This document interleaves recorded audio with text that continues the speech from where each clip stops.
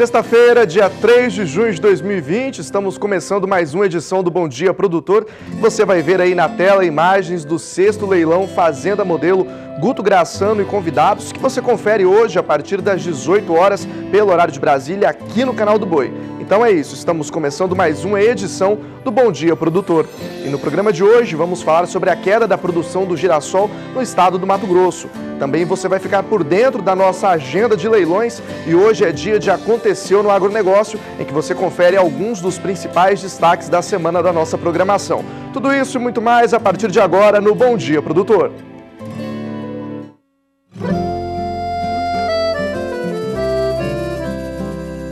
Acorda que o galo já cantou e o sol já vem fazer brotar mais um novo dia.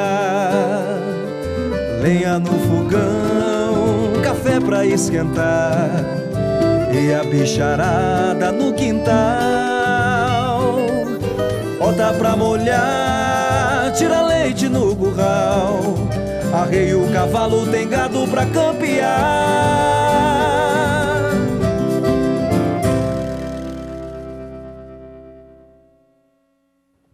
Começa o nosso programa de hoje com destaque de Brasília, falando sobre o Ministério da Agricultura, que vai criar um sistema de controle que promete facilitar e ajudar o produtor rural com máquinas e equipamentos agrícolas. É a Plataforma Nacional de Registro e Gestão de Tratores e Equipamentos Agrícolas. Veja na reportagem com Odacil Canepa.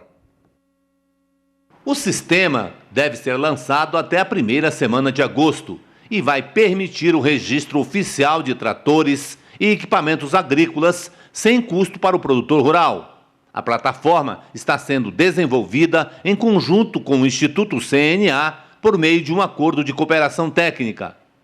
Com o registro, vai ser possível ter um documento único com identificação geral dos veículos e histórico dos donos. Assim, segundo o Ministério da Agricultura, em caso de roubo, será possível compartilhar informações. O registro também vai facilitar as operações financeiras de compra, venda, financiamento e seguro. Para o presidente da FPA, uma boa notícia para o campo. O Ministério da Agricultura, comandado pela ministra Tereza Cristina, nos ofereceu uma grande conquista. Um dos problemas que nós temos nos veículos motores do agro é a questão do emplacamento. Trabalhamos muito, pesquisamos muito para ter um processo seguro de identificação das máquinas, sem que para isso onerasse despesas com o pagamento do IPVA. Esse sistema está nas nossas mãos. Podemos aperfeiçoar, é verdade, mas hoje já temos um sistema que permita que o cidadão, quando vende uma máquina usada, possa ter clareza de quem é seu dono, qual é a sua origem. Agora é hora de acompanhar a análise da Scott Consultoria para o mercado do boi gordo. Quem traz os detalhes é o Rafael Ribeiro. Bom, destaca aqui o cenário de preços firmes, porém estáveis nas praças paulistas, né? Então, em São Paulo, a cotação do boi gordo ficou aí em R$ 220 por arroba, considerando o pagamento bruto, né, e à vista, né? E o boi jovem até 30 meses, que atende aí às exigências do mercado chinês, sendo negociado por volta de R$ 225 por arroba, também considerando o preço bruto e à vista, né? E no caso das fêmeas, vaca e novilha, a cotação ficou aí em R$ 200 por arroba e R$ 210 por arroba, respectivamente, bruto e à vista. Então, um cenário de preços firmes em São Paulo, mas a gente destaca aí a oferta mais curta, né, a oferta mais comedida de boados para baixo, dando sustentação aos preços e também uma situação melhor de escoamento prevista agora na ponta final da cadeia, no curto prazo, né, com pagamento de salários e também o bom desempenho das exportações, mantendo a sustentação dos preços, porém instabilidade na comparação feita com o levantamento do dia anterior, né.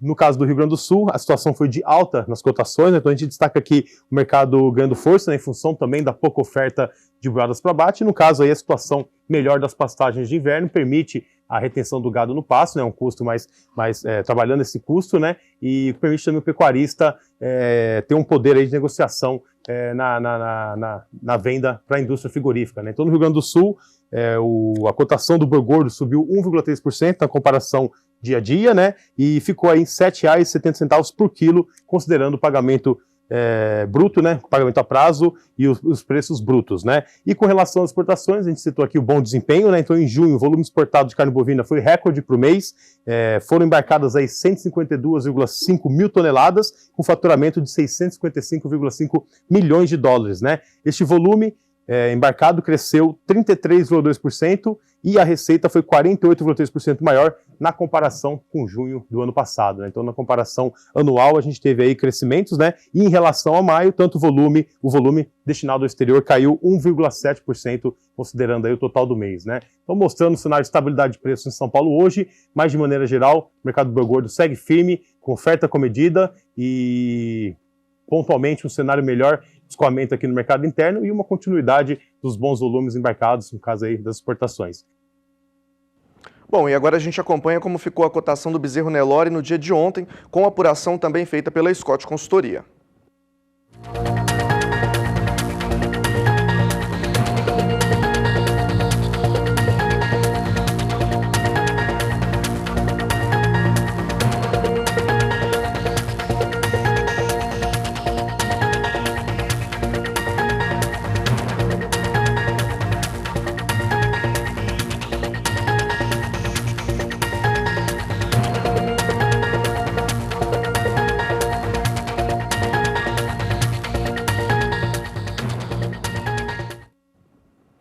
Bom, e a produção de girassol tem apresentado queda no estado de Mato Grosso, mas ainda assim ele continua sendo o maior produtor da cultura no país. Quem tem informações sobre a produção do girassol é o repórter Valdir Pacheco. Olá!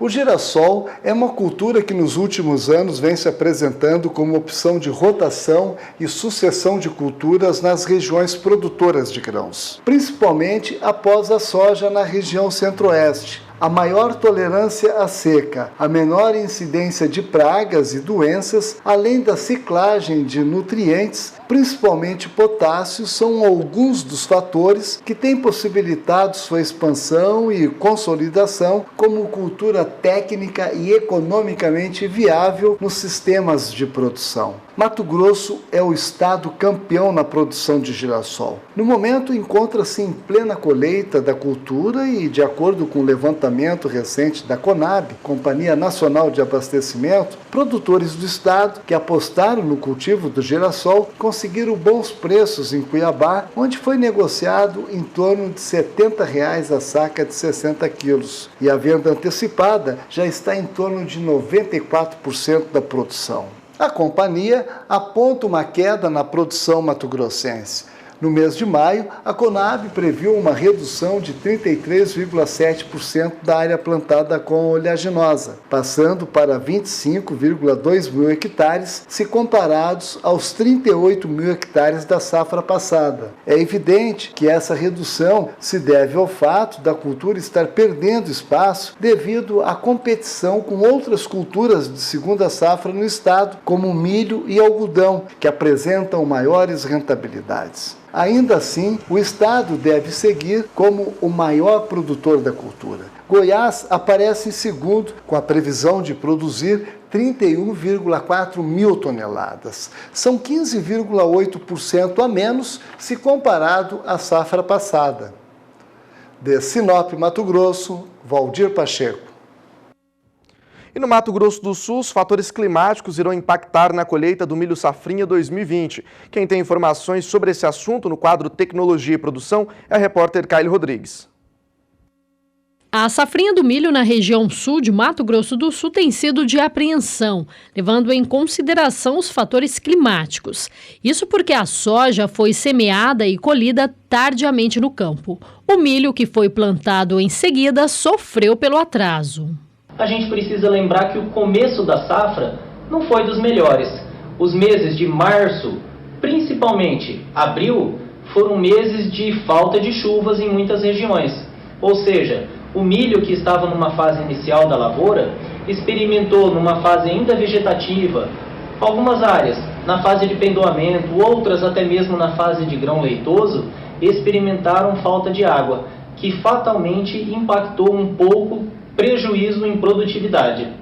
No começo de 2020, a Unidade Agropecuária Oeste, através do seu sistema de previsão, alertou para a probabilidade de ocorrência de geada forte no mês de junho, em municípios da região sul de Mato Grosso do Sul.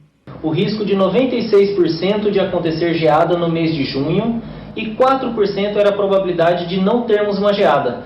Felizmente, estamos encerrando o mês com uns 4%. Aparentemente, não teremos geada no mês de junho. De acordo com relatórios da Embrapa, o risco de geada no mês de julho persiste em algumas regiões do estado. Se a previsão se confirmar com o milho no campo e sensível, o produtor pode ter grandes prejuízos com a safrinha. O pesquisador da Embrapa Agropecuária Oeste ressalta que nesta safrinha, a expectativa é que em áreas que foram plantadas no final de fevereiro, a colheita chega em torno de 80 sacas por hectare. Já para as áreas que foram semeadas fora do zoneamento de risco climático, depois de 10 de março, a expectativa não passa de 70 sacas. De Campo Grande, Kaile Rodrigues. E eu vou para o nosso primeiro intervalo, mas eu não posso deixar de convidar você para participar junto comigo do Bom Dia Produtor através do nosso WhatsApp com dúvidas e sugestões. O número é esse que você está vendo aqui na tela, 67998631001. No próximo bloco você confere informações do leilão virtual Canchim Calabilu, que será exibido pelo canal do Boi na próxima quarta-feira. Não sai daí que a gente volta já.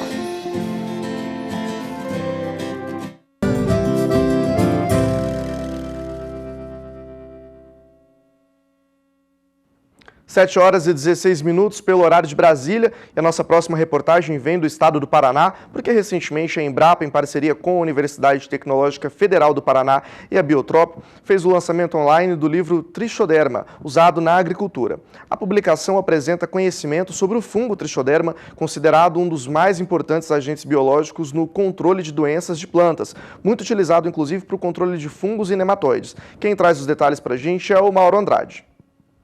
A utilização de bioinsumos na agricultura e na pecuária vem apresentando forte crescimento. Para se ter uma ideia, no ano passado, mais de 200 produtos considerados como bioinsumos foram registrados aqui no Brasil. Eu conversei com Sérgio Mazaro, professor da Universidade Tecnológica Federal do Paraná e um dos autores do livro Trichoderma, o uso na agricultura. Eu perguntei ao Dr. Sérgio o que é o tricoderma. Trichoderma é um fungo e o principal agente de controle biológico utilizado no mundo. Ele tem uma ação direta sobre fungos e nematóides. E ainda ativa mecanismos de defesa e atua favorecendo o processo de desenvolvimento das plantas. É utilizado nas principais culturas agrícolas, em culturas anuais, na cultura da soja, na cultura do algodoeiro, na cultura do feijoeiro, cereais de inverno, enfim, as principais espécies anuais.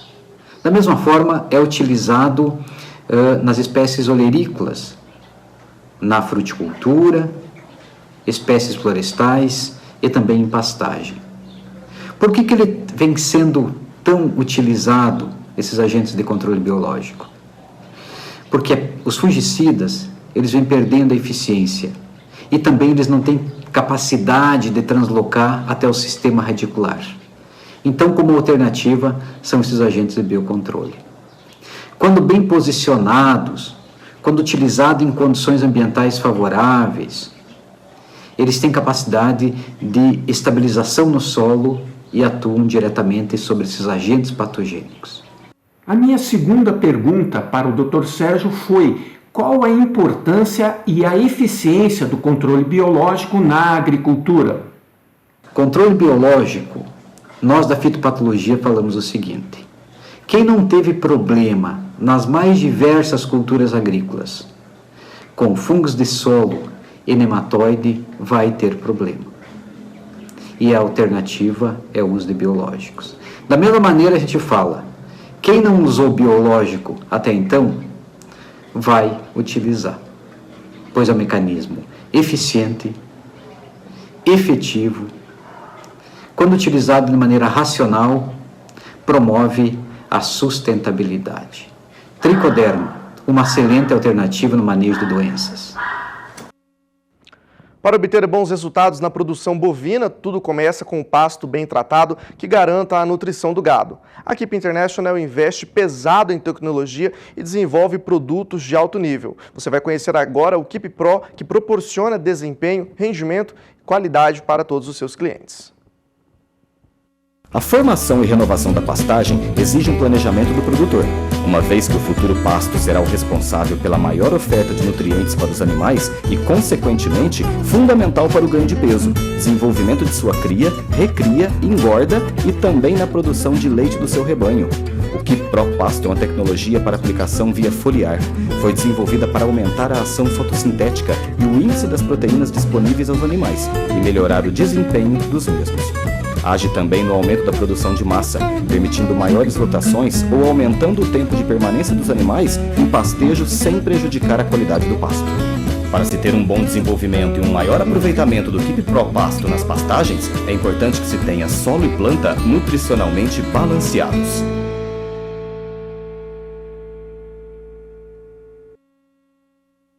Bom, e para você, produtor rural que está se antecipando e realizando suas cotações para a safra 2020-2021, a Keep preparou condições e preços muito especiais para você sair na frente.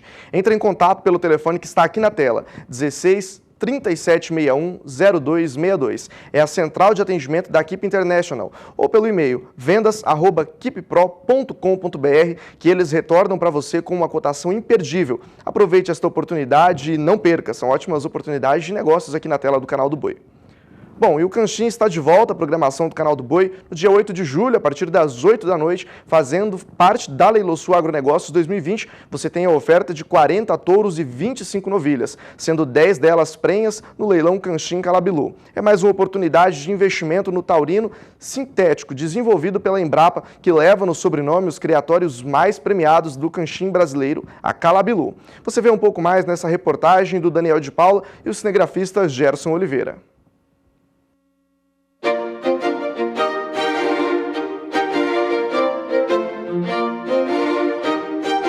Quem conhece esse cenário sabe que o capricho sempre fez parte da vida deste homem, desde a presidência de uma grande multinacional, na condução do seu maior tesouro, a família, e na construção de um rebanho que carregasse no seu DNA números convincentes de avaliações que dão precisão na sua seleção. É o resumo da oferta do leilão Canchim Calabilu, que o Canal do Boi mostra dia 8 de julho. Luísa Delar Scheuer sempre estudou pecuária para transformar o seu canchim em referência. Primeiro buscou baliza nas pistas e mesclou o uso de tecnologias que dessem a certeza do resultado que ele queria para si e para seus clientes. Nós focamos a nossa seleção na produção de animais rústicos e carcaçudos e precoces. Só que para saber se os nossos animais eram bons ou não, nós tínhamos que ter uma métrica. E naquela época, no começo dos anos 2000, o que apresentava os animais e comparavam eram as pistas de julgamento. Só que nós sabíamos que a exposição mostrava o animal por fora e não por dentro. E aí que entrou a tecnologia da ultrassom. Com a ultrassom, podemos trabalhar mais no volume de carne, o volume interno do animal, sendo que na morfologia nós já tínhamos a ideia da carcaça. Na verdade, a gente tinha o nosso canchinho aqui, achávamos muito bom, mas precisava do comparativo. Os animais, quando eles vão para a pista, eles já recebem o aval dos técnicos da raça. Então, eles entrou para a pista, eles estão em condições iguais. Mas era muito importante para a gente trazer um juiz de fora. Então, o nosso grande ganho foi com os juízes americanos, que eles não conheciam padrão racial. Então, com isso, nós tivemos muito ganho. Teve juiz que veio e destacou muito a importância da circunferência escrotal nos machos. Outros veio e destacou muito a parte de sistema mamário, uma ubre bem implantada, bem firme, tamanho de tetas das vacas. Observava a funcionalidade, que era o que tinha que acontecer no campo, né? Sim, animal funcional, que vai para o campo, uma vaca que vai andar bem, vai se alimentar bem, desmama um bezerro pesado. E o touro que tem capacidade de cobrir várias vacas, disputar vacas, né? E touros que têm uma capacidade torácica muito boa, de respiração, qualidade de aprumo para caminhar atrás das vacas, poder ter um maior ganho de prenhez no seu rebanho. Dizem que selecionar é uma arte. E aqui na sala de troféus da Calabilu, isso fica bastante provado. Um rebanho construído de forma praticamente artesanal, minuciosa, que estampou nas prateleiras essas peças que representam um criatório que ganhou 5 vezes seguidas o título de melhor criador nacional da raça. Mas essa boniteza toda não ficou só nesse artesanato aqui, não. Além de belo, o canchim Calabilu precisava ser funcional. E ele provou tudo isso no campo. Foi no pasto que a Calabilu moldou o seu rebanho a partir do que a Embrapa desenvolveu na década de 70 para lançar esse taurino sintético como grande opção para o cruzamento industrial. A certeza de que a funcionalidade estava embutida nessa beleza toda veio quando, em 2002, um bezerro de 14 meses, chamado Gato LAS, revelou no ultrassom 128 centímetros quadrados de área de olho de lombo, 50% a mais que a média ideal.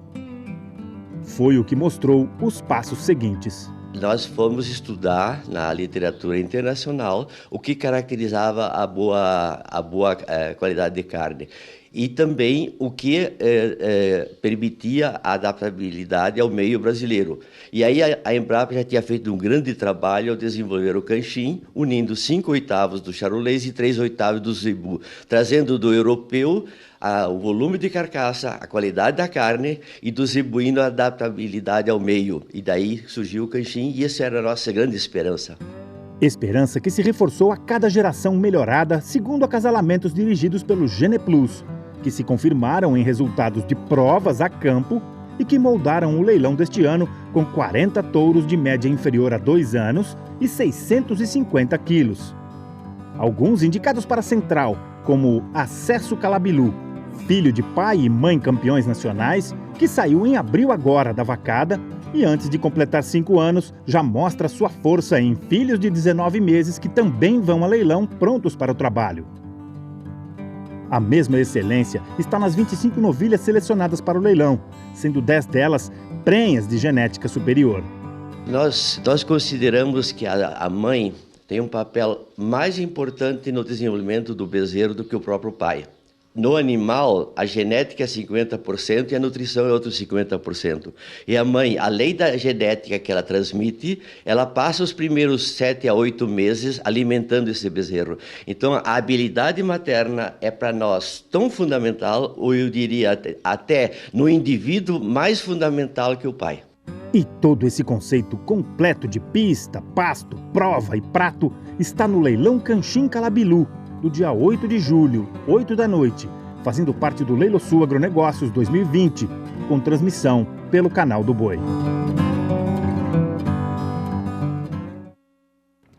E na nossa programação você ainda confere um pouco mais sobre o que esse canchim é capaz de produzir e os conceitos que a Calabilu utiliza para ter tanto reconhecimento no mercado. É só você ficar ligado. Bom, a gente muda um pouco de assunto e eu te convido para ir comigo até a Fazenda Esperança, em Carmo do Paranaíba, em Minas Gerais, ver os benefícios das tecnologias que a Cemex tem proporcionado para eles. Confira. O caminho até a Fazenda Esperança, em Carmo do Paranaíba, em Minas, é cercado por cafezais, que em período de florada deixam a paisagem ainda mais bonita. Na chegada da fazenda, olha só a recepção da família Vargas para o Luiz Fernando, regional da Cemex em Patos de Minas. A gente faz uma visita bimestral, né?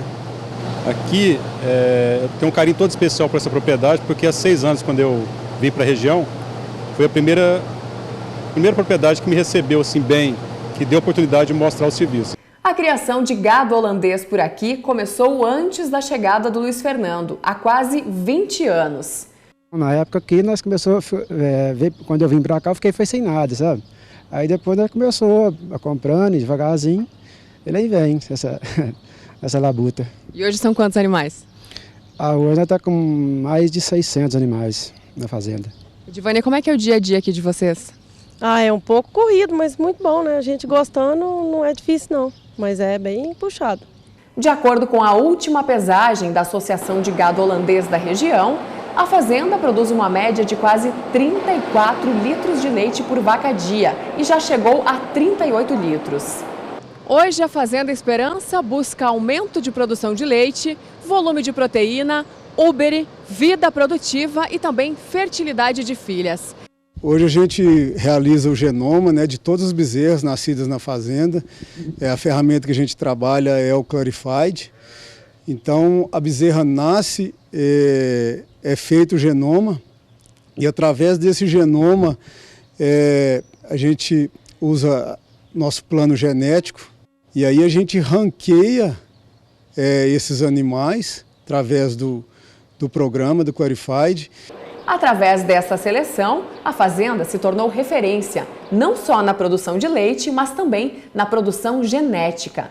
Juntamente com a equipe da Semex, o veterinário Cristiano do Couto Costa, da Clínica da Vaca, avalia os melhores touros da bateria Semex e, através das ferramentas Semex Works e Optimate, faz o acaselamento das doadoras. Já temos novilhas, né, filhas de touro imunte, e com certeza esses animais são mais resistentes à doença, né? E quando a gente olha a questão de mortalidade entre touros imuntes e touros que não são imuntes, a mortalidade de bezerras é menor nos touros imuntes. E esse empenho da Edivânia e do Júlio já serve de inspiração para os 2 filhos. Por aqui, a sucessão familiar é uma escolha muito bem pensada. Foi uma escolha. Eu até pensei em fazer outro curso, eu ia fazer odontologia, porém eu mudei porque tá no sangue, eu gosto de mexer com os animais. Já deu para ver quem manda aqui, né? Ah não, aqui é a mulher que manda, né?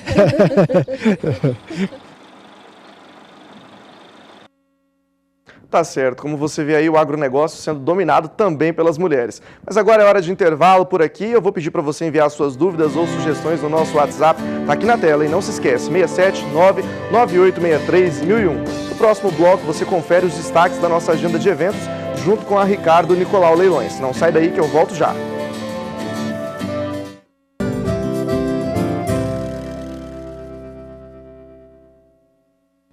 7h34 pelo horário de Brasília. Para você que está chegando agora, muito bom dia. Eu já vou te convidar para fazer uma viagem comigo até Camapuã, interior de Mato Grosso do Sul. Nós vamos conhecer de perto a Fazenda Alegre, que tem investido pesado em nutrição numa parceria com a Adames e comprova bons resultados. Estamos no norte do Mato Grosso do Sul, município de Camapuã. E na zona rural, o nosso destino é a Fazenda Alegre. São mais de 20 anos de história com investimento aplicado na pecuária de corte. É de propriedade do Jefferson Eugênio Pinesso e da Steph Lima Pinesso. E a gente vem sempre melhorando, adubando pasto, como o pessoal é de agricultura, então tem uma visão de adubar pasto, entendeu? É uma fazenda hoje que tem 1.100 hectares de pasto, e nas águas a gente tem que trabalhar no mínimo com notações de 7.000 bois e 8.000 bois. O foco da propriedade está na recria e engorda dos animais. O trabalho diário mostra a potência do campo em garantir que o alimento vai chegar ao consumidor final com qualidade. Nós botamos como meta comprar um animal em agosto, setembro, em torno de 7 arrobas e meia, 8 arrobas, e esse animal até maio tem que virar um animal de 13 arrobas. E com mais 90 dias, um animal de 20 arrobas. Ou seja, produzir 12 arrobas em menos de um ano a pasto. E para garantir o sucesso de todo esse rebanho, a tecnologia se tornou uma grande aliada. A Adames Nutrição desenvolveu uma planilha para o pecuarista fazer o controle nutricional bem de perto. Alinhado com toda essa tecnologia que a fazenda vem investindo em parte de adubação, de suplementação, a gente do corpo técnico da Adames desenvolveu uma planilha para facilitar a vida no escritório, onde todo dia o Leandro inclui os dados de alimentação do gado, o que foi fornecido no coxo, para que diariamente a gente possa analisar como está o consumo dos animais e poder tomar decisões precisas, sem passar muito tempo e chegar só lá no final para saber o que realmente aconteceu. E no final de tudo isso, a gente consegue compilar esses dados e fazer o fechamento, tanto do pasto como do confinamento, e ter dados zootécnicos e financeiros em mãos. A planilha tem como principal objetivo deixar orientação ao produtor sobre os investimentos do próximo ano e garantir que a alimentação será de qualidade. Dados divulgados pela Embrapa apontam que boa parte das pastagens no Brasil estão em algum estágio de degradação, e isso compromete o desempenho do rebanho. É justamente aí que se tem a importância da suplementação nutricional. A gente tem uma meta muito grande aqui nessa fazenda, que é de ganhar 12 arrobas aí em um ano. E para a gente conseguir chegar nisso, a gente não pode depender só do pasto, a gente tem que colocar o que falta no pasto no coxo do animal. E aqui a gente optou por um produto de baixo consumo. Esses animais eles estão consumindo de 350 a 450 gramas por dia de um proteinado, só que carregado de minerais, proteína e aditivos. Isso faz ele ter desempenhos aí perto da casa de 1 quilo, 950, 980 gramas por dia. A ideia é garantir que nesse período os animais ganhem o crescimento necessário. E o mais interessante é que eu quero terminar ele em confinamento. Então, para eu conseguir que ele tenha um bom ganho de peso no confinamento, nessa fase da vida dele ele só pode crescer, que é o que está acontecendo. Ele continua aparecendo costela, ele está só ganhando tamanho, né? Ele está ganhando, crescendo as pernas ou a caixa dele, para depois a gente encher no confinamento com ganho de peso satisfatório.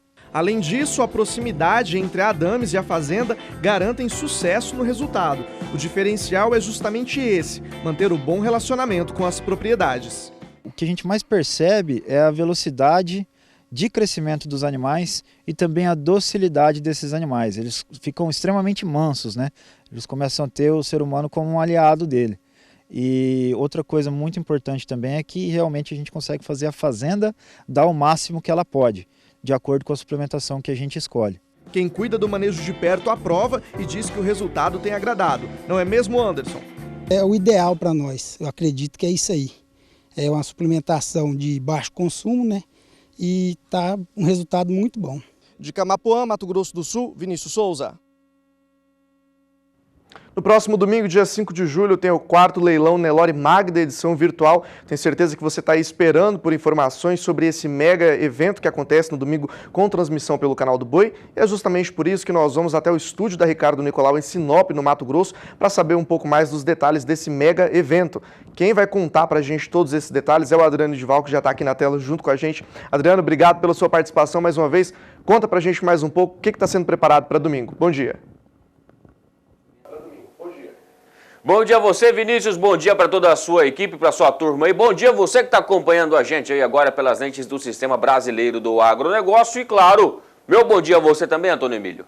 Bom dia, meu amigo Adriano, bom dia, Vinícius, bom dia a todos. Estamos aqui rumo à reta final aí dos nossos dias de trabalho aqui para o leilão do Nelore Magda, o leilão aguardadíssimo durante todo o ano. Um gado de excelente qualidade que o amigo vai ver na tela agora. É isso aí, já vamos lá, vamos começando com a bateria 1, traz pra gente lá, por favor. É um gado bastante diferenciado, um gado que vem com um trabalho de seleção muito sério. Nós teremos uma oferta de 100 touros Nelore PO e essa é uma das baterias, né, Toninho? É isso aí, essa bateria de Nelore padrão, uma bateria que chama muita atenção pelo seu equilíbrio, uma bateria de garrotes aí na média de 23 meses de idade, mais de 600 quilos de peso médio e mais de 36 centímetros de circunferência escrotal. Uma garrotada forte, onde temos aí os pais mais diversos aí dentro da atualidade do Nelore moderno. Temos filho do Muqueche, funcionário, truque, Gange Skol, Ren USP, General e Ren Armador. Só máquina, Adrianinho. E uma Torama muito jovem, né, Toninho? Jovem, a Torama aí que vai fazer seus 2 anos ainda, mas ela está apta à reprodução, toda com registro definitivo, andrológico, tinindo de bom. É isso aí, traz para nós lá a bateria 2 também, por gentileza. Hoje nós temos, vamos mostrar para você todas as baterias, os lotes estão muito bem apartados, muito bem selecionados e essa é moxa, né, Toninho? Essa é moxa, carequinha, e o que é interessante da bateria, Adrianinho? O amigo investidor pode estar fazendo aí uma compra grande que já vai te satisfazer dentro do seu projeto. Então compra uma garrotada equilibrada, estruturada, musculosa e muito carcaçuda, Adriano. Temos aí filhos do Falcon, filhos do Major, que é filho do USP, Vencius e Consórcio. E ainda tem um belga da tradição, que é Bitelo DS. Um mocho, filho do belga. Vários garrotes da EK1. Essa aí também vem com 23 meses de idade e 630 quilos aproximadamente de média. 37 de centímetros escrotal também na média. Que interessante. Tem um garrote aí nesse lote que é 38 de CE e o outro 40, Adrianinho. Que é isso, rapaz? Ela é boa demais da conta, hein, Toninho? É boa, é boa. Muito equilibrada, muito homogênea e muito forte, tanto no seu racial como no seu desempenho, para as características aí de carcaça, de crescimento, uma torada muito musculosa.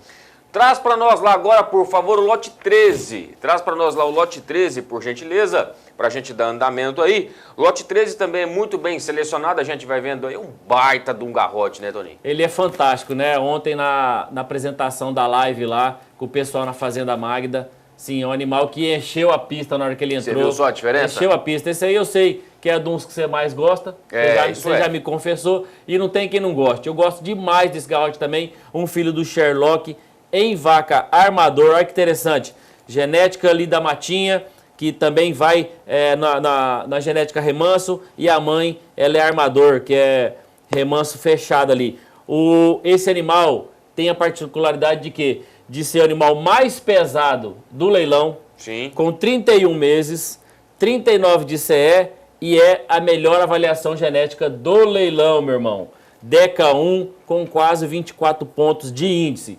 Ou seja, o animal que está pronto, apto a servir, pode estar sendo usado aí tanto numa vacada comercial da cabeceira, quanto na inseminação artificial, porque o amigo pode coletar sêmen de um garrote desse, com a estrutura dessa, com a carcaça dessa, não tem quem não possa fazer, sim, e pode usar no repasse das suas vacas PO.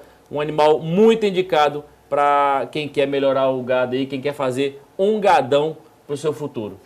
Por falar em coleta de sêmen, traz para nós lá o lote 1, por favor. O lote 1 também, eu vou te falar, é um garrote extraordinário, já até foi contratado pela Alta, né, Toninho? É isso aí, o lote 1 não tem muito o que falar dele, porque ele se mostra, assim, o ápice hoje, o ápice não, né, porque a gente sempre quer buscar o melhor. A gente, se chegar no ápice, a gente fica na zona de conforto, então a gente tem que buscar o melhor. Mas hoje, se falar em buscar um animal dentro do trabalho do Evandro Piscinati, esse animal ele justifica. Ele é um animal que se despontou, que foi identificado dentro do rebanho como o lote 13, mas que ele tem várias particularidades. Esse animal foi dos melhores desempenhos da fazenda. Ele tem apenas 18 meses, Adriano, 700 quilos. É o segundo a melhor avaliação genética e das melhores avaliações. Ele é o terceiro do ranking do Interrebanho. Ou seja, ele é muito equilibrado nas suas informações, ele é muito equilibrado no seu conjunto, na sua harmonia, na sua carcaça, né? Ele alia muito raça, desempenho, carcaça, biotipo. Um animal que não tem o que falar, também é DECA 1 dentro do programa da BCZ, com 22,25 pontos de índice. E o que é interessante? Ele é o segundo dentro do ranking de avaliação de carcaça, Adriano, para espessura de gordura. Ele tem 4,29 milímetros, ele é o oitavo para marmoreio, com mais de 3, quase 3,5 de marmoreio, e ele é o oitavo também para área de olho de lombo. Ou seja, o animal é um combo de informações, e isso chegou dentro da Alta Genéticas para dar uma impulsionada, mais um filho do fenômeno aí para o amigo estar tendo de opção dentro da central. E um animal muito equilibrado, muito. É isso aí, nós estaremos comercializando 50% deste touro à sua disposição neste domingão agora. E tenho também lá o lote 21. O lote 21 acho que é o seu preferido, né, Toninho? Adriano, lógico, né, que a gente não tem o que falar do animal de central, né, que é um animal que foi identificado e escolhido. Mas dentro de toda a seleção do Evandro, esse animal me chama muita atenção. Eu gosto demais dele também por conta de tudo que ele tem, de informação, de tudo que ele tem, de equilíbrio. Um animal com 25 meses de idade também, mais de 760 quilos, 39 centímetros de circunferência. Eu gosto demais porque ele é um animal muito raçudo, um animal que quase nada de chifre, um batocão de nada ali, que vai estar derrubando o chifre dessa vacada que o amigo tiver mais chifruda. Um animal muito equilibrado, muito forte, bom temperamento, e tem um pedigree que eu gosto muito. Ele é truque da Alô Brasil, que é 7308, com tecelão, numa vaca backup.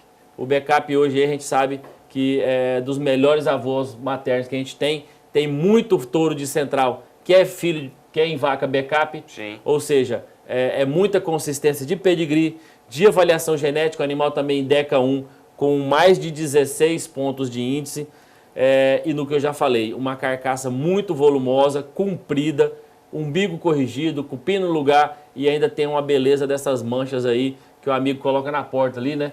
Deixa ali na porta, rapaz? A vaca entrou no cio, ele traz a vaca ali, dá uma namoradinha, faz um bezerro de excelente qualidade, serve demais para um repasse e também para o amigo que quer tirar um pouquinho de sêmen aí, usar na vacada no começo da estação, serve demais para isso também, meu irmão.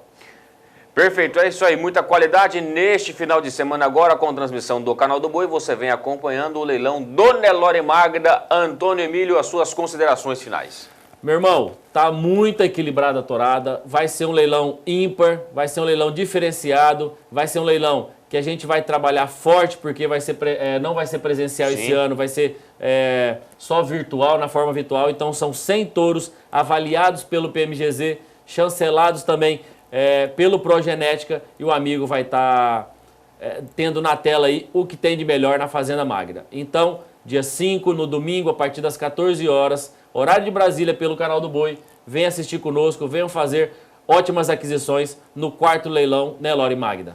É isso aí, o nosso telefone continua à sua disposição, 6635320077. As nossas mídias sociais, tanto o nosso Facebook e também o nosso Instagram, e o nosso site, ricardonicolauleilões.com.br, e tem também o nosso aplicativo. Vinícius, assim eu encerro a minha participação aqui, eu e o Toninho. Um forte abraço para você, até mais. Um abraço.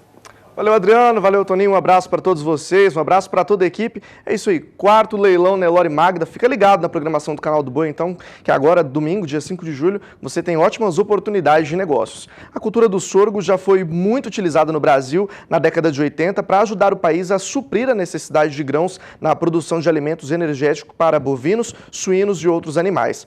De lá para cá, ele foi substituído pelo milho em segunda safra e agora está voltando a se apresentar com uma forma excelente, opção de baixo custo na fabricação de ração. Você vai acompanhar os detalhes na reportagem de José Cunha e Gadiel Chaparro. O sorgo é uma cultura muito antiga de origem africana, mas somente no final do século passado foi que se desenvolveu em muitas regiões agrícolas no mundo. Em 1984, chegou a ser o 5º cereal mais produzido no planeta. No Brasil, foi utilizado como fonte energética na alimentação de animais até a chegada do milho safrinha, que tomou conta do mercado de grãos na fabricação de ração para bovinos e suínos. Agora, por conta de fatores econômicos, está voltando a ser uma boa opção na redução de custos para produtores rurais, por ser considerado rústico, não exigir tanto preparo do solo e também por resistir a grandes períodos de seca. O sorgo, ele necessita de um índice pluviométrico de entre 250 e 300 milímetros durante a cultura inteira dele. Já o milho necessita de 600 milímetros. Aí seria uma grande vantagem do sorgo. E outras vantagens entre elas são a rusticidade.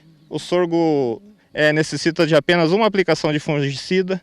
Então temos na cultura do sorgo uma segurança de uma colheita melhor. Hoje o sorgo ele se equipara em valor nutricional ao milho. Então é uma opção um tanto quanto um pouco mais barata pelo valor do sorgo, que o valor de mercado do sorgo sempre foi em torno de 70% a 80% do valor do milho. Então a gente tem uma matéria-prima mais barata para suprir a necessidade do mercado. O Brasil tem hoje uma área total plantada com sorgo em torno de 800 mil hectares e esse número vem crescendo ano a ano.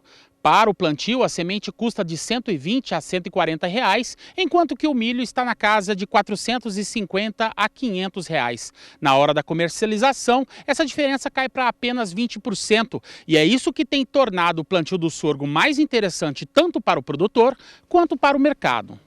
Com tanta área plantada, o último relatório divulgado pela Conab estima que a colheita ultrapasse a casa de 2.814.000 toneladas. Com isso, uma outra janela de negócios que se abre é a comercialização de sementes. Só no Mato Grosso do Sul, muitas empresas voltaram a investir na produção do grão. A J. Basso vem plantando sorgo há 5 anos e há 2 anos, há 3 anos que a gente vem investindo mais e a gente sentiu que o sorgo é uma grande oportunidade de negócio. Então a empresa buscou no mercado um híbrido um híbrido mais produtivo, que se adaptasse às regiões, ao cerrado, para a gente conseguir alcançar altas produtividades, assim alcançando maior lucratividade. A China, maior parceiro comercial do Brasil, utiliza a semente do sorgo também na produção de álcool. E essa é mais uma oportunidade de investimento na cultura, visando a exportação. Hoje o mercado interno consome todo o nosso sorgo, muito pouco é exportado, mas existe uma grande procura pela China, por ser uma proteína mais barata, então o interesse é muito grande. Hoje ainda não temos o sorgo na bolsa, mas eu acredito que isso seja uma questão de tempo. De São Gabriel do Oeste, no Mato Grosso do Sul, José Cunha. O Nelore R-San oferta no próximo dia 6 de julho, às 8h30 da noite, pelo horário de Brasília, aqui no Canal do Boi, 170 matrizes do mais alto valor genético. Todas estão prenhez dos touros mais bem avaliados do mercado. A realização é da Central Leilões e você vai ver os detalhes dessa oferta na reportagem do nosso companheiro Gustavo D'Angelo. Acompanhe. Estamos em Itumbiara, sul de Goiás, uma região de terras férteis que faz da agricultura a principal fonte de recursos da localidade. A pecuária também está presente, com destaque para o Nelore R-San, o rebanho top no pasto.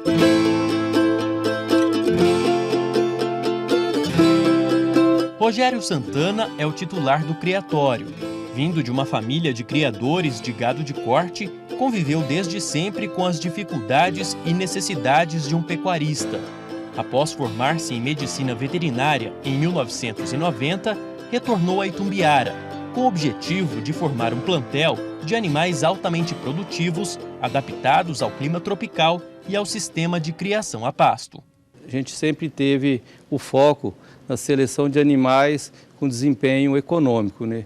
Na década de 90 a moda era animais de pista e eu fui contra a maré, entre aspas, na época, né? E sempre optando por animais melhoradores que resolvesse o problema do pecuarista, que é a produção de carne, né? E com isso passei a usar os animais que eram um pouco acreditados na época. Os pecuaristas davam muita importância aos animais campeões de Uberaba, das exposições. E eu tinha um foco voltado totalmente para animal de produção. Seleção feita a campo, a pasto. E o Nelore R-San foi dando passos pequenos, mas sempre ascendentes, né? Com animais avaliados pelo programa da NCP, o criatório goiano garante a evolução genética de seu rebanho e se desponta no cenário nacional como um dos mais sérios trabalhos de seleção e melhoramento genético da raça Nelore. E hoje chegamos numa marca já de reconhecimento com touro em central, touro recordista de venda de sêmen, baseado e acreditando na funcionalidade do Nelore. A ferramenta de melhoramento genético ela é extremamente importante, é uma das que mais pesam no desempenho dos animais. Então nós fizemos um rebanho, temos um rebanho extremamente precoce, rústico, né? Que a seleção do meu rebanho é feita a pasto. Os animais têm que produzir, parir, desmamar bem a pasto. São suplementados com a dieta muito leve de grãos na seca. Então isso que fez a rusticidade e um rebanho ser consolidado. Resultado de uma seleção apurada com ferramentas importantes, o Nelore R-San busca sempre oferecer ao mercado animais que contribuam para o desenvolvimento da pecuária nacional. E não vai ser diferente no seu próximo leilão, agendado para a noite de 6 de julho, com organização da Central Leilões e transmissão do Canal do Boi. Oportunidade ímpar para quem precisa repor fêmeas ou dar um ganho genético na produção.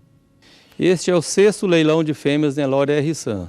Serão ofertadas 170 matrizes prens dentro da estação de monta. Reforçando, todos os animais foram prens de dezembro a fevereiro, utilizando os melhores raçadores líder de sumário, entre eles o Conan, o criador R-San Prata da Casa, Quarupi da Bom Sucesso, Belo, Ren do Dog e o Ren Garantido.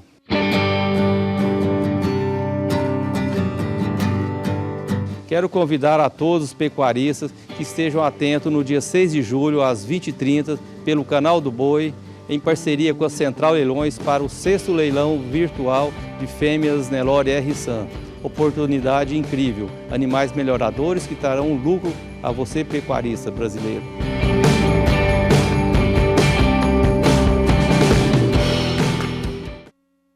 Participe do Bom Dia Produtor enviando suas dúvidas e sugestões no nosso WhatsApp 67998631001. No próximo bloco nós vamos até São Paulo, na Bolsa Brasileira de Mercadorias, saber sobre as movimentações financeiras do mercado.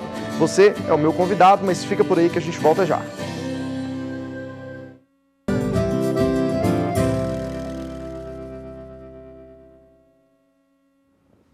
Estamos de volta com o Bom Dia Produtor. Muito bom dia para você que está chegando agora para acompanhar a nossa programação. Falamos bastante aí sobre algumas culturas diferenciadas, falamos também sobre alguns dos próximos eventos, leilões que acontecem aqui na tela do canal do Boi. Inclusive, você pode entrar no portal sba1.com e acessar a nossa agenda de leilões para ficar por dentro de toda a nossa programação. Tanto para o dia de hoje, para sábado, domingo, tem muita coisa boa acontecendo. Mas agora a gente muda um pouco de assunto e eu pergunto para você se você sabe a melhor maneira de escolher uma cultivar.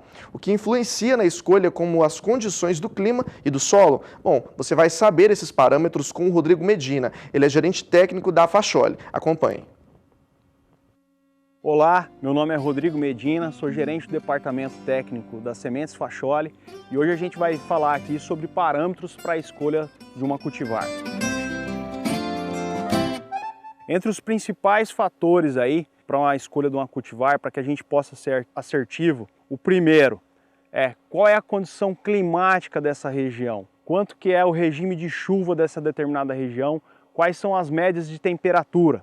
O segundo fator é o fator solo, qual é a característica física desse solo, é um solo raso, é um solo profundo, a característica química desse solo, qual é o tipo de forrageira que a gente vai trabalhar, média, alta ou baixa fertilidade, quais são as pressões de insetos, de pragas que a gente tem na região, quais são as classificações de cigarrinha, né? É Deoides, é Notusla, é Marranarva, o tipo de doença que a gente tem na região. A gente sabe que há a presença aí muito forte da Bipolaris maides, um fungo que vem atacando severamente as áreas de pastagem, principalmente de capim Tanzânia. Qual é o método de pastejo que a gente vai trabalhar nessa propriedade? É um pastejo contínuo?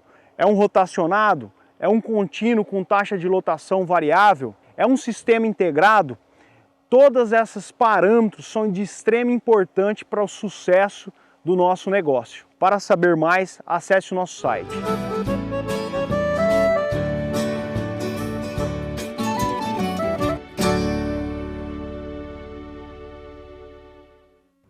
Bom, e o governo federal já se preocupa com a possibilidade da China suspender a importação de carne e de mais alguns frigoríficos brasileiros, além dos 3 que já foram impedidos nesta semana. Estas suspensões, no entanto, não atingem apenas o Brasil. A China suspendeu importações de alguns frigoríficos de vários países, entre eles até mesmo dos Estados Unidos, Austrália e também do Canadá. Sobre o que leva a China a suspender essas importações, o Walter Puga Júnior conversou com o analista de proteína animal da Rabobank Brasil, Wagner Yanagizuma, para o analista do Rabobank. Essas suspensões não mudam o cenário previsto para as exportações brasileiras de carne, mas, de outro lado, é desafiadora para quem depende apenas do mercado interno, já que o consumidor deve reduzir os gastos. O Puga está aqui junto com a gente e ele vai contar esses detalhes. Puga, é com você. Wagner, muito obrigado. Você recebeu o nosso convite, prontamente aceitou. Vamos começar pelo assunto do dia a dia, né? A China decidiu suspender alguns frigoríficos no Brasil e em outros países do mundo também. O que a China está alegando para tomar essa atitude, Wagner? Olá, Puga, olá a todos que nos acompanham. Sempre um grande prazer estar aqui. Bom, realmente a gente teve uma notícia nova nesse final de semana com relação à suspensão de 3 plantas por parte da China. Basicamente é um problema bem novo, ainda tem bastante informação ainda para ser esclarecido de ambas as partes, mas basicamente tem uma suspeita muito forte de uma segunda onda do coronavírus na China. Isso sem dúvida traria impactos muito grandes. E a principal suspeita hoje que se tem é em cima do salmão, né? Então, basicamente, esse susto que o mercado chinês está passando hoje está fazendo com que ocorra uma rigidez com relação aos procedimentos de importação e principalmente com relação à qualidade dos produtos, principalmente de carnes que estão sendo importadas hoje, né? Então, Isso é um acontecimento que não está sendo exclusivo do mercado brasileiro. Existem um pouco mais de 20 mercados em todas as regiões do mundo sendo impactados também com a suspensão, mas basicamente por conta de uma segurança alimentar sanitária, né, por parte do importador chinês. Bom, há hoje notícias, né, já no decorrer desta semana, de que nós teremos aí mais alguns frigoríficos, provavelmente 2 frigoríficos, que seriam também suspensos, além dos outros 3 que a China suspendeu e um que o Ministério da Agricultura já decidiu antecipadamente suspender a liberação para exportação, né, rumo à China. Isso já preocupa quem está no mercado, Wagner? Bom, o Brasil ele foi uma das últimas regiões do mundo a receber, né, o coronavírus, a receber os impactos do coronavírus e ter o vírus aqui no nosso mercado. Então, é esperado que os olhos, né, do mundo olhem para cá hoje. O risco realmente existe, porque a gente ainda está num processo ainda de elevação de novos casos no Brasil, a gente ainda não conseguiu chegar nos picos, por mais que eu acho que a gente já deva estar chegando próximo desse período, a gente ainda não alcançou. Então, esse cenário de aumento de novos casos, sem dúvida, pode acabar impactando em novas suspensões. Vale lembrar que a gente, se for considerar as 3 proteínas, hoje a gente tem um pouco mais de 100 plantas habilitadas para exportar para a China, então até o momento é um número realmente pouco significativo, né? Basicamente porque as medidas que estão sendo tomadas, principalmente com relação aos frigoríficos bovinos, né, a gente vê que eles já estão se reorganizando para destinar os abates para plantas mais próximas, sem trazer grandes prejuízos com relação à produção. Então, resumindo, existe um risco de novas plantas, sem dúvidas, porém, por conta de toda, né, essa questão das diferenças da estrutura produtiva aqui do Brasil, principalmente olhando para os Estados Unidos, que foi um grande player bastante impactado na produção, eu acredito que a gente deva não atingir patamares muito fortes de impacto, pelo menos nesse curto prazo. Bom, mas o Rabobank tem um estudo mundial sobre consumo de carne, exportação e importação. O último estudo do Rabobank aponta um mercado favorável para a proteína animal, não? Exato. Quando a gente olha aqui para o Brasil, em comparação com os outros players exportadores, né, importantes, a gente está realmente num cenário positivo com relação à capacidade de oferta, principalmente, né? Então a gente vê aqui no nosso mercado o mercado doméstico bastante fragilizado, né, com uma redução considerável no consumo, e isso tem abrido oportunidades também para exportação, né, vindo que a gente está com uma taxa de desvalorização cambial forte também desde o começo do ano. Então hoje, quando a gente fala em proteína animal do Brasil, a gente tem uma das mais baratas do mundo, né? Então vale lembrar que com relação a bovinos, a Austrália está com uma previsão de redução de produção esse ano na casa dos 13%, basicamente por conta dos problemas climáticos do ano passado, né? Eles tiveram um abate forçado muito forte, isso impactou no rebanho, uma redução aí a patamares de 20 anos atrás. Outro destaque também é a China, né, que, como já esperado, a questão da PSA, para a carne suína, uma queda de 15% a 20% para esse ano. Estados Unidos também, com relação à carne suína, foi bastante impactado, mais uma redução de produção esse ano na casa dos 3%. União Europeia também, carne bovina com expectativa de queda. Então, quando a gente olha para os outros players, tanto o setor da demanda quanto o setor da oferta foi bastante impactado. Quando a gente olha para o Brasil, a gente está no cenário que a gente tem capacidade de destinar parte do que seria consumo doméstico esse ano para as exportações, com a vantagem também da questão cambial, né, que o nosso produto é realmente muito mais atrativo. Então esse, sem dúvida, é um ano difícil, vai ser um ano desafiador, né, para o Brasil, e não só para o Brasil, mas para todas as regiões do mundo, mas pensando em capacidade de oferta e em participação no cenário internacional das exportações, o Brasil tem uma posição vantajosa aí para os próximos meses. Isso significa que para o produtor nós teremos preços melhores? Recentemente, boi teve uma alta acentuada já da semana passada para esta. A perspectiva é de alta nos preços para suíno, frango e carne bovina aqui no Brasil. Como vocês do Rabobank analisam essa situação hoje para o produtor brasileiro? Bom, com relação à carne suína e a carne de frango, eles tiveram um comportamento parecido com relação a preços nesse início de ano, basicamente porque eles começaram esse primeiro trimestre num ritmo de produção muito forte, né, se espelhando no último trimestre do ano passado, que realmente foi muito bom para as exportações, porém com a entrada do coronavírus aqui em meados de março, isso derrubou muito o consumo doméstico, né, então os níveis de oferta acima da demanda para suínos e aves trouxe uma queda de preço muito forte em abril, né, na casa dos 2 dígitos, porém agora nos dados de junho a gente já vê uma recuperação dos preços, ou seja, né, um equilíbrio maior entre oferta e demanda e já uma possível reação aí com relação aos preços por conta de demanda, né, e também uma redução da oferta.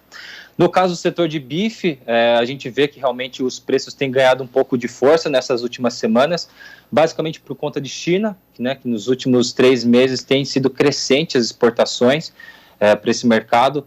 Nesse último dado de maio agora, as exportações para a China praticamente chegaram próximos aos patamares de novembro, outubro do ano passado, então são realmente níveis altos, e nesse momento de baixa oferta, então tem trazido esse momento de impulso de preços.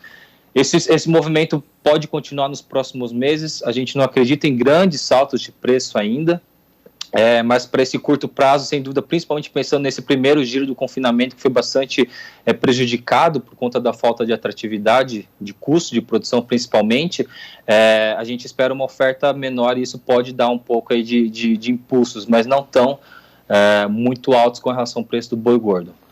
Vamos fazer um resumo da situação para o criador que trabalha lá com aves, com suínos e com bovinos. A perspectiva, tanto do ponto de vista da exportação, como de alguma melhoria para o consumo interno, ela é boa para todos 2020? A gente tem que encarar que o ano 2020 ele vai ser bastante desafiador, né? Principalmente quando a gente vê as projeções com relação ao PIB, uma queda na casa dos 7%, segundo as nossas expectativas. Então, inevitavelmente, quando a gente fala de consumo de proteína animal, principalmente de carne bovina, ele deve ser impactado negativamente. Então, a gente deve ter uma redução de consumo esse ano. E é lógico que a questão do coronavírus é um outro ponto também que vai dar um pouco mais de claridade com relação à recuperação da demanda doméstica, né? Então a gente tem um pouco mais de claridade de como vai ser o comportamento da demanda nesses próximos meses, porém ainda é bastante duvidoso a que níveis essa demanda vai se comportar nesses próximos meses, que vai depender muito de quando a gente vai conseguir adotar as medidas de flexibilidade de isolamento por conta do coronavírus, né? Então uma possível redução dos novos casos, isso vai impactar diretamente, mas também esse cenário de aumento do desemprego, redução do PIB, que sem dúvida vai impactar negativamente. Então é um ano mais difícil esse ano do que 2019, muito mais desafiador, porém a gente tem a questão do mercado internacional, né? Então a gente vê essa dicotomia. Então, principalmente quem é o produtor que consegue produzir para mercado externo, ele vê um cenário de margens um pouco mais elevadas do que o mercado doméstico, que infelizmente vai ter uma redução para esse ano, provavelmente. Quem trabalha com produto voltado para exportação tem melhores condições no mercado hoje, diante do que ocorre em todo o mundo. Perfeito, perfeita análise, mas quando a gente fala em mercado doméstico, infelizmente ele é o maior, ele é mais forte, né? Nosso mercado doméstico para as 3 proteínas, então de uma forma geral a gente deve ter um cenário um pouco mais desafiador esse ano do que o ano passado, principalmente por conta da demanda, né? Wagner, uma última pergunta, né? O que é importante ressaltar para o criador, para quem trabalha com proteína animal hoje, nesse quadro que nós estamos vendo? O que você diria para esse produtor? Bom, eu acho que em momentos quando a gente vê uma tendência de estreitamento de margens, é extremamente importante para a atividade, é uma coisa que eu sempre repito, a questão do custo de produção, né? A gente ter uma eficiência com relação ao custo de produção, ter um controle bem detalhado com relação aos custos de produção, porque sem isso a gente não consegue fazer uma avaliação da nossa saúde financeira da atividade e muito menos fazer projeções, né? Que isso, a questão do planejamento tem sido fundamental, né? E no cenário de mercado cada vez mais competitivo, isso sem dúvida é um ponto muito importante, né? Vai lembrar que a relação de lucro que a gente tem de margem nada mais é do que uma relação entre custo e receita, né? Você pode ter um aumento de margem com uma redução de custo sem aumento de preço, por exemplo, né? Então, essa relação é bastante importante e ter esse contato, esse cuidado por parte do produtor, acredito que é muito importante pensando nesse cenário competitivo aí, que vai ser cada vez mais competitivo nos próximos anos. Bom, você acaba de ouvir o Wagner Yanagisawa, ele é analista do mercado de proteína animal do Rabobank Brasil. Agradeço a participação do Wagner conosco, lembrando que agora de olho no custo de produção. Tá certo, Puga, obrigado pela sua participação. Bom, em tempos de pandemia, muitas empresas foram para a internet buscando vendas. Outro sistema que está em evidência é o Marketplace, uma plataforma mediada por uma empresa em que vários fornecedores se inscrevem e vendem seus produtos. Esse é o tema do Octaciano Neto, que conversou com o Ivan Moreno, que ele é CEO da Spin-Off, que fala de um Marketplace voltado para o produtor rural. Acompanhe.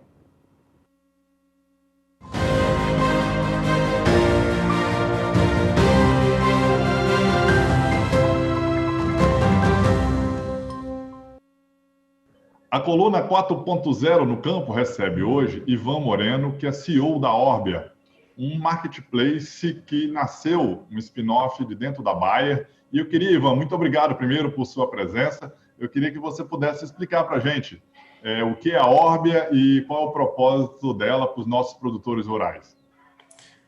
Bom, Tassiano, primeiro, obrigado pelo convite.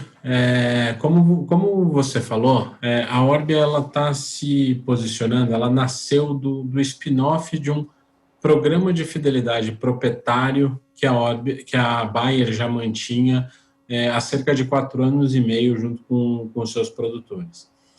Chegou um momento da história desse programa de fidelidade, que se chamava Rede AgroServices, onde a gente viu a oportunidade de transformar isso num programa que a gente chama de um programa de coalizão, onde outras empresas podem desenvolver as suas estratégias de fidelidade, estratégias de relacionamento com o cliente, através da estrutura e da base de clientes que a gente já tinha montado, que hoje está por volta de 163 mil produtores, o que representa uns 67% da área plantada do país. E foi com essa intenção que a gente fez o spin-off deste programa de fidelidade, transformando ele num programa mais amplo de coalizão, onde abarque outras empresas para levar benefício para o produtor rural. Só que junto com isso, a gente está inaugurando mais 2 marketplaces. Um marketplace de insumos agrícolas, onde o produtor pode comprar os seus insumos para produção dentro do marketplace, e um terceiro que é de commodities, de venda de commodity agrícola, onde o produtor também pode comercializar a sua produção. Vocês nasceram antes do início da pandemia, né? Foi no final do ano passado. Você notou com a pandemia assim, uma aceleração desse processo de relação digital do produtor rural com o marketplace? Assim, isso ajudou, de certa forma? Sem sombra de dúvida, a gente vê uma aceleração nesse processo. Tá? A gente já estava considerando, a gente já via que esse era um processo que iria acontecer dentro do nosso mercado. Eu acho que a gente está passando, essa década, para mim, é a década onde a gente mais teve troca na liderança das empresas agrícolas, a segunda ou a terceira geração das famílias assumindo o controle das empresas agrícolas. E esse novo empresário rural, ele já é nativo digital, ele já vem com um nível educacional maior, um nível técnico maior e familiaridade com ferramentas de tecnologia. Eu vejo assim, uma tendência do produtor se especializando, né, dedicando mais tempo dentro da fazenda. O produtor acaba gastando muito tempo fora das porteiras, fora da sua propriedade rural. Você acha que essas ferramentas digitais, marketplace como a Orbia, a possibilidade de você vender, fazer barter, pegar insumo, isso vai ajudar nesse processo de especialização, assim, para sobrar mais tempo para o produtor cuidar da sua atividade principal? Olha, esse é exatamente uma das nossas propostas de valor para o produtor rural, né? Eu acho que assim, na essência, a atividade rural já é uma das atividades que demanda acho que um dos maiores números de decisões que o empresário tem que tomar ao longo do ano, né? porque são desde decisões agronômicas quanto decisões de negócio que aquele produtor é exposto a toda a safra e ainda trabalhando num ambiente que é super volátil, onde tem ali impacto de clima, impacto de preço de commodity, impacto de variação de dólar, que são variáveis que ele tem pouco controle, né? E o agricultor brasileiro já tem histórico de adoção de tecnologia, só que essa adoção de tecnologia estava embarcada nas sementes, nos insumos, no maquinário que ele fazia uso dentro da produção, e agora eu acho que está se abrindo essa nova fronteira de adoção de tecnologia. Legal, Ivan. Muitíssimo obrigado, viu, por sua gentileza de estar conosco aqui na coluna 4.0 no campo, e parabéns, sucesso aí. Vida longa, Orbia. Eu que agradeço, Tassiano. Agradeço pela oportunidade e fico disponível para outras interações.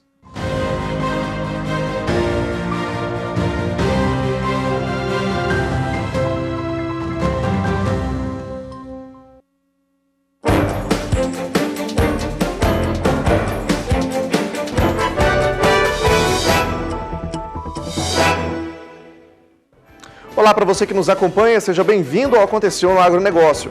A colheita do milho segunda safra em Sorriso está a todo vapor. Produtores estão otimistas com o recorde na produtividade. A colheita na região já ultrapassa 30%. No momento, a gente vem tendo uma colheita excepcional. Isso aí devido ao clima, que ajudou muito, né, nos contribuiu para ter um bom desenvolvimento da lavoura. Também é claro que houve investimento da nossa parte, né? Esse é um material que foi plantado por volta do dia 5 de fevereiro, a gente está colhendo nessa data hoje. É um material com potencial muito alto e está respondendo tudo o que a gente investiu em termos de fertilizante, adubação, calcário. Então a gente leva um solo bastante corrigido, né, para ter um resultado final positivo.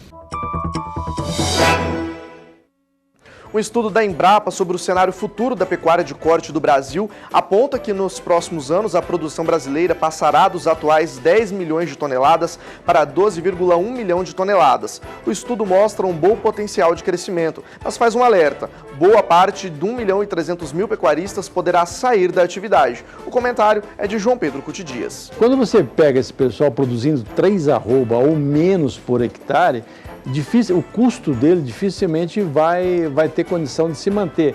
O que vai acontecer? Ou ele vai arrendar terra, ou ele vai vender, ou ele vai transformar isso em agricultura, algum outro modelo. Se você olhar o avanço da agricultura no Brasil ano após ano, você vê que grande parte desse avanço é em cima de pastagem, ou seja, nós temos 150 milhões de hectares de pastagem que vai perdendo ano após ano. Então, o que a Embrapa fala? Primeiro é que você vai ter que colocar tecnologia, é aquele tripé que nós sempre falamos aqui, né, Zé? Nutrição, sanidade e genética. O Ministério da Agricultura garante que está em contato com as autoridades sanitárias da China para derrubar o embargo frigorífico que exporta carne para aquele país. A decisão da China pegou de surpresa o Brasil. A China já suspendeu a importação de carne de 4 frigoríficos brasileiros. 2 localizados no Rio Grande do Sul e 2 em Mato Grosso. Segundo o Ministério da Agricultura, seriam apenas 3 plantas frigoríficas. E segundo o governo federal, as autoridades sanitárias chinesas não apresentaram um motivo formal para estas suspensões. Segundo o Ministério da Agricultura, que informou através de nota, as autoridades chinesas já haviam solicitado ao governo brasileiro informações sobre alguns estabelecimentos brasileiros que exportam carne para a China. E Mato Grosso do Sul deve dobrar a capacidade de escoamento de safra por meio de ferrovias que cortam o estado. Em entrevista ao Canal do Boi, o secretário do Mato Grosso do Sul falou do potencial de investimentos no setor do estado. Eu acho que o ministro Tarcísio aí retomou a estratégia da ferrovia no Brasil. Acho que esse é o primeiro ponto. O Brasil fez uma opção de voltar ao transporte ferroviário. Nessa linha, o estado de Mato Grosso do Sul, nós somos cortados aí por 2 ferrovias. A primeira, que nós chamamos de Malha Norte, a Ferro Norte, que é de Rondonópolis, lá no Mato Grosso, até Aparecido Taboada. Essa é uma ferrovia moderna, de bitola larga, né? E que agora recebe investimentos também. Só para vocês terem uma ideia, a ideia é sair de uma capacidade de 40 milhões de toneladas para 75 milhões de toneladas. Isso, inclusive, leva ao nosso vizinho Mato Grosso, Rondonópolis. Hoje o maior hub de commodity carregamento ferroviário da América Latina está em Rondonópolis. Então, irão ocorrer outros investimentos no Mato Grosso do Sul. Nós temos carregamento no município de Chapadão, esse ano já estimado em 2, 3 milhões de toneladas que devem sair em Chapadão, e um polo de celulose, que é em Aparecido Taboado, levando celulose para Santos. O Banco do Brasil lançou no dia 1º o Plano Safra 2020-2021. O banco disponibilizou um total de 103 bilhões de reais em recursos. E com certeza teremos mais nesse período 2020 e 2021 e que acabamos de ouvir o anúncio de 103 bilhões. Então, eu quero mais uma vez agradecer ao presidente Rubens Novaes por dar continuidade a essa longa e frutífera parceria entre o Banco do Brasil e a agropecuária brasileira, vital para o desenvolvimento econômico do nosso país. E estes foram alguns destaques da nossa programação durante esta semana. Você pode rever essas e outras reportagens acessando o portal sba1.com. Até a próxima!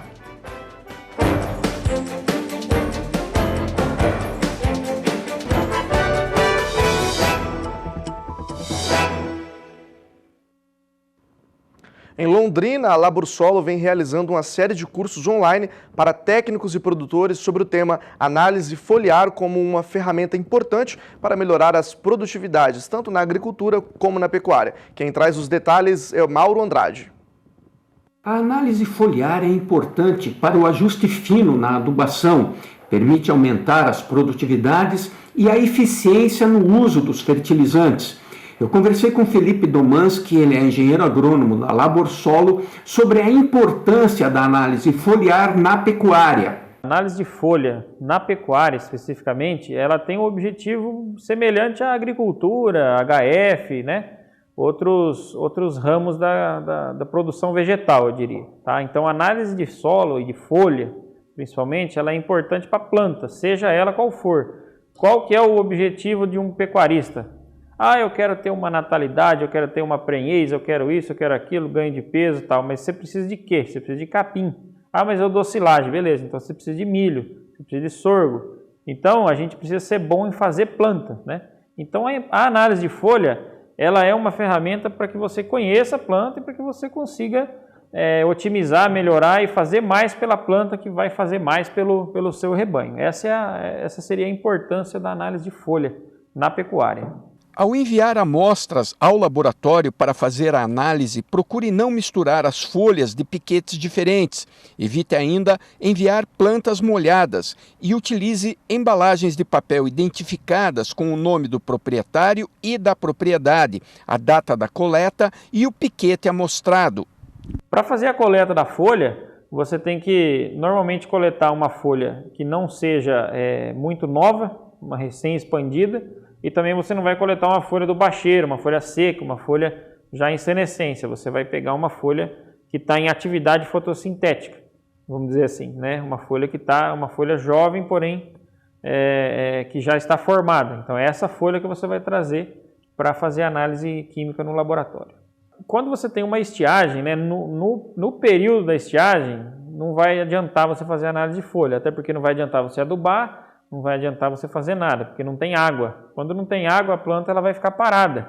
Então você precisa aguardar a primeira chuva, segunda chuva ali, restabeleceu a condição hídrica, é o momento ideal para você entrar fazendo as análises de folha, para você ver como você consegue ajudar, como você consegue otimizar e melhorar a performance do capim. A análise foliar possibilita a aplicação de fertilizantes de formas mais eficientes. As dosagens vão de encontro à necessidade das plantas e, dessa forma, não ocorre nem falta e nem excesso de nutrientes. A principal vantagem quando você tem uma informação do tecido da folha é descobrir qual que é o elemento mineral que está faltando para o desenvolvimento do capim, porque um capim que é muito produtivo, um capim que é palatável, um capim que entrega um resultado bromatológico bom, ele é um capim equilibrado, é um capim que demanda de mais nutrientes. Então a principal vantagem é saiba qual é o elemento mineral, qual o fertilizante que é ideal para você aplicar naquele capim. aí você vai ter tudo que você precisa com relação à nutrição animal. O Bom Dia Produtor vai ficando por aqui, mas eu lembro a você que todas as reportagens exibidas no programa de hoje podem ser revistas lá no portal sba1.com e também no nosso YouTube, Canal do Boi. Também tem o nosso WhatsApp que está aqui na tela para você enviar sua mensagem, sua dúvida, sua sugestão de pauta para que a gente possa esclarecer para você. Lembro ainda que a nossa agenda de leilões está disponível no portal sba1.com. Entra lá e fica por dentro de toda a nossa programação para esse final de semana. Vou ficando por aqui. Lembro você então mais uma vez, portal sba1.com, para você rever todas essas reportagens e acessar a nossa agenda de leilões. Para você, um bom fim de semana e até a próxima.